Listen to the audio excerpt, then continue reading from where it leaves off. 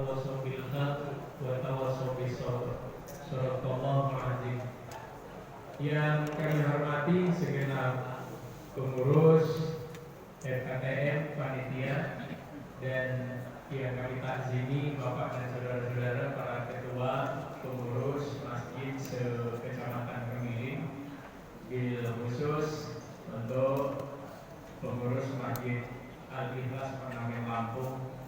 Pada hari ini bersyukur bahwa kita bisa bersama-sama melaksanakan thalaqul ilmi yang sangat penting bagi kita semua berkaitan dengan proses penyembelihan, pengolahan dan pembagian daging hewan korban. Bapak dan saudara-saudara sekalian, saya mohon maaf bahwa tadi tidak bisa ikut beserta Bapak sekalian dalam rangka pembukaan karena kebetulan tadi Pak Camat mendampingi Ibu Wali Kota dan saya sendiri ada acara yang betul-betul tidak bisa ditinggalkan. Jadi tadi tidak bisa terus serta bersama-sama dalam rangka pembukaan acara ini. Bapak dan saudara-saudara sekalian, untuk pemateri fikih korbannya saya kira sudah disampaikan dan sebentar lagi nanti kita akan menerima materi tentang kesehatan hewan, teori-teori tentang penyembelihan dan sebagainya termasuk praktek Bapak dan saudara-saudara sekalian. Tentu sama-sama kita perhatikan karena memang pemateri itu memang sudah teruji, apalagi pemateri yang nanti berkaitan dengan kesehatan penyembelihan itu memang sudah tersertifikasi. Ya, seyogianya memang kita bekerja sama dengan Juleha, tapi sudah kita sandami, sudah kita parani Julehanya, tapi ternyata pertama Julehanya banyak acara, yang kedua persyaratannya cukup banyak yang harus dikenakan. Jadi kita mandiri saja, dan karena memang yang ikut Juleha itu kemarin cukup besar Pak biayanya. Setiap yang ikut itu dikenakan Rp350.000. Makanya kita berpikir, waduh, ya untuk bayar listrik masjid kita saja sudah agak sedikit empot-empotan gitu kan. Makanya kita ambil sikap, saya bilang dengan pengurus FKTM, bahwa laksanakan saja tanpa harus melibatkan kawan-kawan dari Juleha. Saya kira banyak sekali petugas-petugas dan penggiat-penggiat ahli-ahli kita yang memang sudah mumpuni dan tersertifikasi. Hanya saja memang di Juleha itu kan memang sudah ada organisasinya seperti itu. Bapak dan saudara sekalian, saya tidak akan membahas masalah masalah korban, tidak membahas masalah kesehatan hewan, karena saya memang hanya selingannya sembari kita menunggu pemateri yang memang sesungguhnya dan kita tunggu-tunggu. Saya hanya ingin bicara tentang kemasjidan saja, Bapak sekalian, bahwa pertama Bapak dan saudara-saudara sekalian, masjid kita ini sudah diatur di dalam peraturan Dirjen Bimas Islam 802 itu Bapak sekalian, dan 150 tahun 2004 ya, bahwa masjid kita itu kategorinya pertama ada masjid nasional. Masjid nasional itu kedudukannya berada harus di ibu kota negara, dan masjid nasional itu pengurusnya itu di-SK-kan oleh Menteri Agama. Nah, di bawah masjid nasional itu masa tugasnya itu 5 tahun. Kemudian di bawah masjid nasional itu ada namanya masjid negara. Masjid negara itu juga ada di ibu kota negara, berada di ibu kota negara. Juga di SK-kan itu Bapak sekalian, masjid negara itu di SK-kan juga oleh Menteri Agama. Masa tugasnya juga 5 tahun. Di bawah masjid negara, masjid nasional itu ada namanya masjid raya. Masjid raya itu tingkat provinsi, Pak. Tingkat provinsi. Yang meng-SK-kannya gubernur atas rekomendasi atau usul dari Kanwil Kementerian Agama. Masa tugasnya 5 tahun. Nah, kalau kita di Provinsi Lampung dulu yang ditetapkan itu kan Masjid Raya Islamic Center. Namun fungsinya belum maksimal dan sekarang digadang-gadang mau dibangun di bekas lapangan merah Enggar. Prosesnya itu lagi berlanjut, dinamakan Masjid Al-Bakri. Ya, jadi bekas gedung Saburai dulu, Pak. Gedung Saburai dulu itu akan dijadikan Masjid Raya Lampung. Nah, kemudian di bawah Masjid Raya itu, Pak, ada namanya Masjid Agung. Masjid Agung itu masjid tingkat kabupaten kota. Kabupaten kota yang meng-SK-kannya wali kota atas usul rekomendasi dari Kepala Kantor Kementerian Agama masing-masing kabupaten kota. Nah, kalau kita Al-Furqan, makanya setiap ada kegiatan kota mesti dipusatkan di Al-Furqan. Jadi Al-Furqan, kalau umpama Masjid Al-Furqan itu selalu dibiayai, selalu dilus-lus oleh pemerintah kota, wajar, karena memang itu masjid tingkat kota, ya, tingkat kota. Dan masa tugasnya itu 3 sampai 5 tahun. Itu masjid tingkat kota, masjid agung. Nah, di bawah Masjid Agung itu, Bapak dan saudara kalian, ada namanya masjid besar. Masjid besar itu tingkat kecamatan. Jadi satu kecamatan Kemiling ini hanya satu punya masjid besar. Yang SK masjid besar itu di-SK-kan oleh camat atas rekomendasi dari KUA. Dan kita waktu itu sudah ditetapkan masjid besar itu Masjid Al-Istiqomah, ya Pak Ustadz. Husnul Khatimah, ya, yang berada di Beringin Raya. Di bawah masjid besar itu, Pak, ada namanya Masjid Jami. Masjid Jami, ya. Masjid Jami itu adalah masjid tingkat desa atau kelurahan yang SK penunjukannya ditandatangani oleh lurah atas rekomendasi usul dari kantor urusan agama. Jadi yang namanya jami itu pasti hanya satu di tingkat desa atau kelurahan. Makanya agak lucu kalau mendengar di sini jami, di sana lagi jami, di sini lagi jami. Ya. Karena jami itu Pak hanya satu di tingkat kelurahan. Hasil musyawarah dari masjid-masjid itu bersama kelurahannya nanti direkomendasikan oleh KUA. Nah, jadi salah besar kalau di satu kelurahan itu ada 3 masjid yang menamakan dirinya jami. Nah, salah. Karena jami itu hanya satu buah di tingkat desa atau kelurahan, Bapak sekalian. Dan itu sebagai pusat kegiatan di tingkat kelurahan. Nah, masa tugasnya itu 3 tahun. 3 tahun.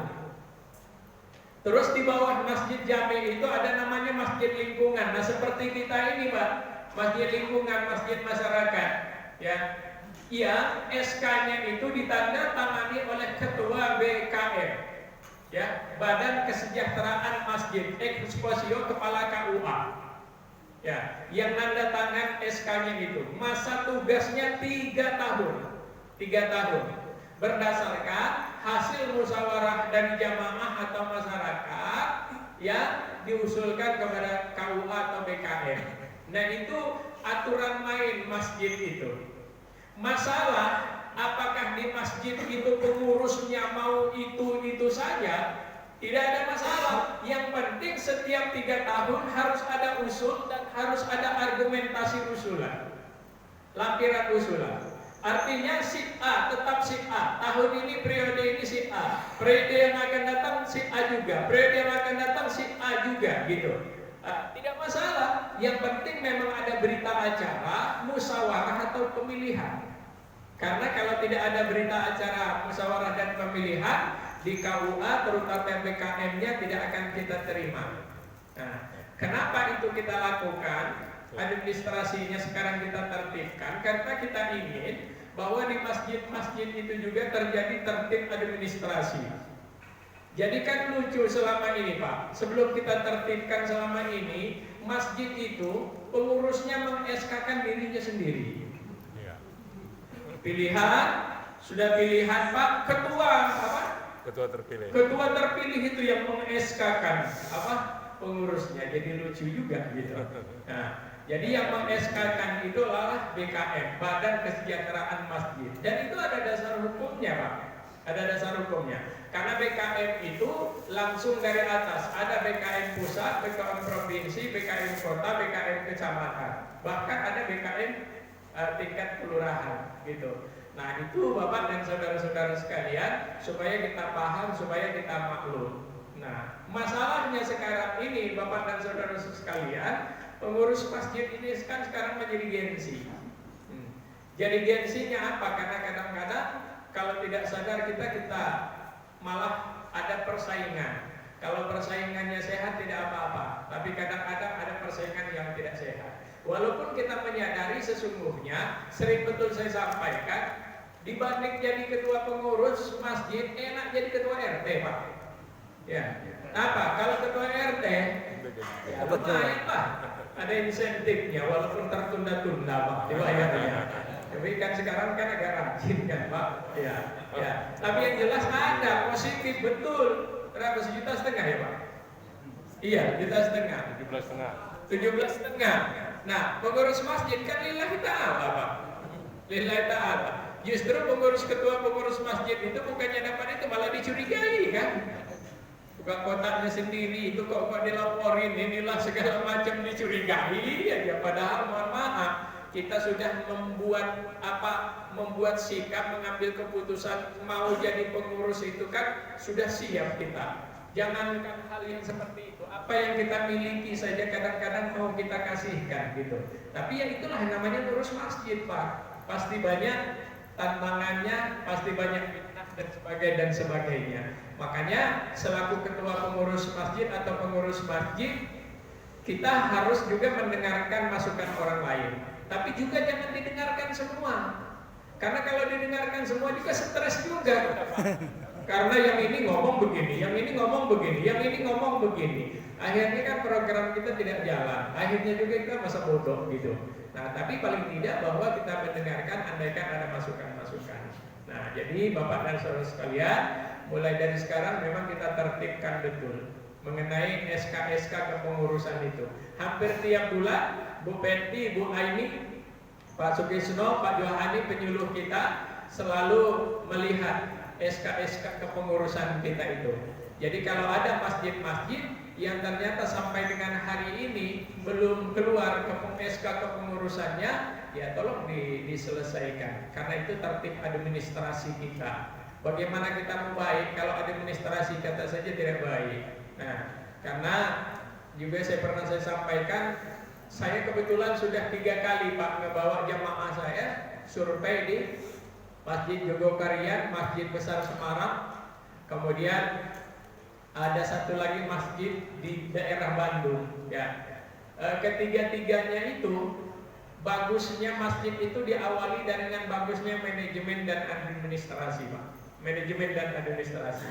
Yang kedua baru lari kepada kepemimpinan. Yang ketiga bahwa masjid itu memang betul-betul fungsinya sudah mulai berubah. Berubahnya fungsi masjid itu bukan hanya ngelus-ngelusnya secara fisik, mikir bagaimana jendela, bagaimana ngecat dan sebagainya, tapi sudah berpikir bagaimana agar dana masjid itu lebih bermanfaat bagi jamaah gitu. Nah, makanya kita dengar di Masjid Jogokarian itu kasnya saja 0%, 0 rupiah, ya, 0%, 0 rupiah gitu.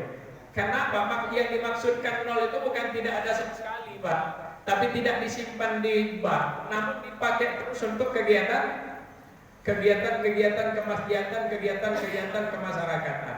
Hal yang paling saya lihat betul kemarin itu di Jogokarian waktu itu. Di Jogokarian itu mereka itu sudah punya profil. Salah satu profilnya itu mereka ada peta jamaah. Jadi di Jogokarian itu Pak sudah ada peta jamaah. Jadi masjid itu sudah ada peta jamaah. Berapa orang jamaah mereka itu yang ada di sekeliling itu. Kemudian berapa orang jamaah itu yang memang rajin, kemudian kurang rajin dan tidak rajin.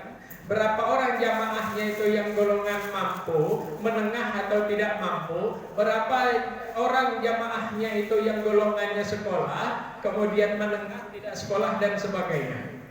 Jadi mereka memang sudah kerja itu kerja sebagaimana yang diatur sesuai dengan data gitu loh Pak. Kalau kita kan malah kadang kita nggak tahu berapa orang sesungguhnya jamaah kita itu Pak. Dan kita juga pernah nggak tahu juga jamaah kita yang rajin sholat, nggak rajin sholat juga kita nggak tahu juga. Ya, yang rumahnya seperti apa kita juga nggak tahu juga kan Pak. Nah itu, jadi mereka sudah kerja dengan data. Buahnya itu adalah karena memang mereka memanfaatkan keahlian anak-anak muda dengan teknologi. Jadi memang mereka jual produk-produk program-program mereka itu dengan media sosial Pak. Makanya sampai ke kita, bisa kita buka di media bagaimana Jogokarian, bagaimana masjid ini segala macam itu. Nah artinya memang saat itu memang kita harus mulai berubah.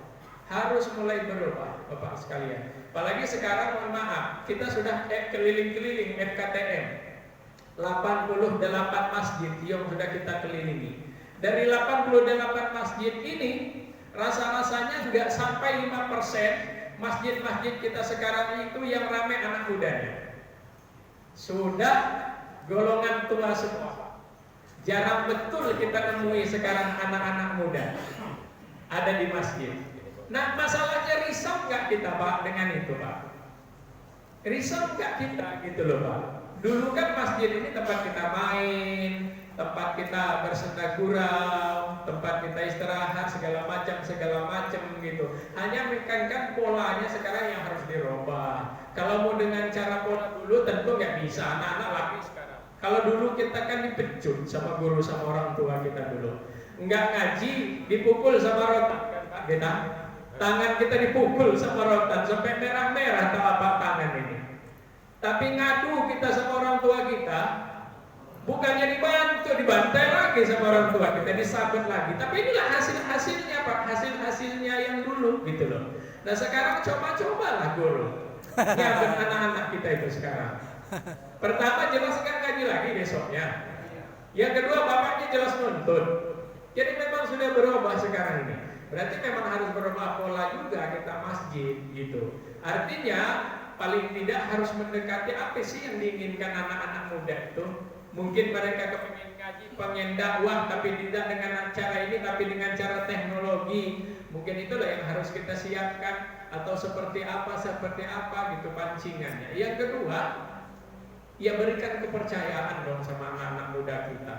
Masalahnya kadang-kadang Pak, regenerasi kita putus kenapa? Bukan hanya karena anak mudanya yang tidak mau, yang tua tidak percaya dengan yang muda.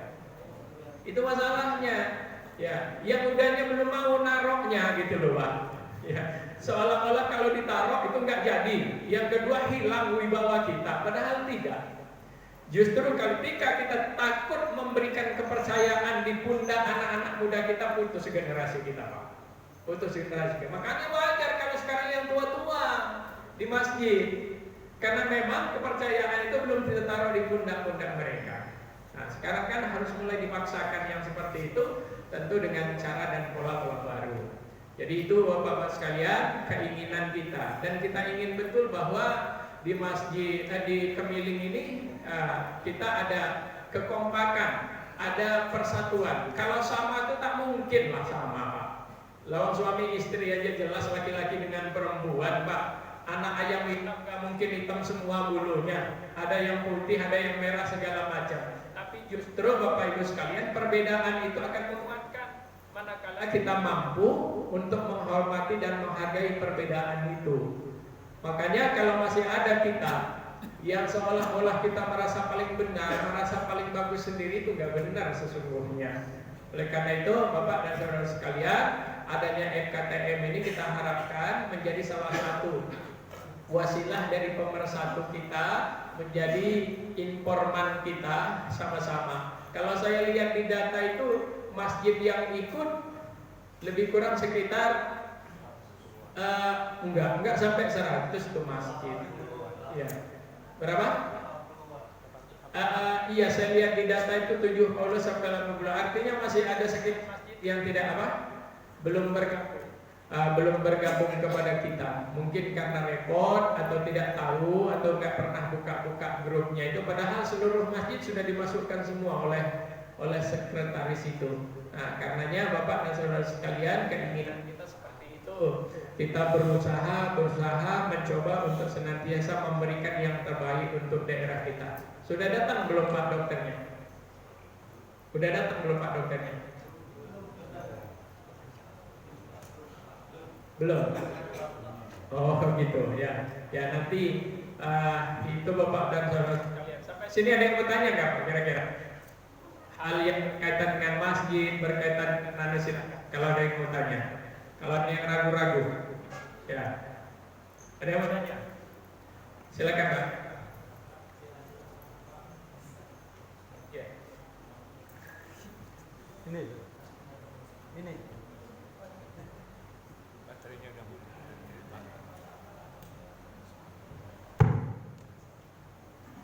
Komisi tergantang.